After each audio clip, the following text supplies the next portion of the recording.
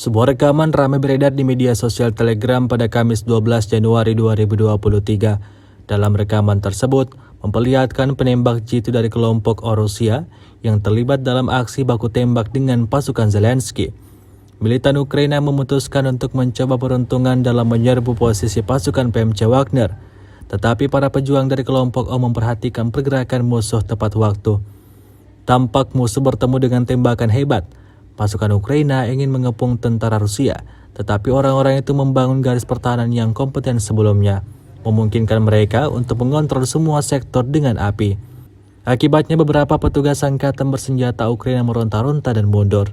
Hari ke-323 Rusia melaporkan secara total 371 pesawat Ukraina dan 200 helikopter, 2.868 kendaraan udara tak berawak, 400 sistem rudal anti pesawat dieliminir sejak awal operasi khusus.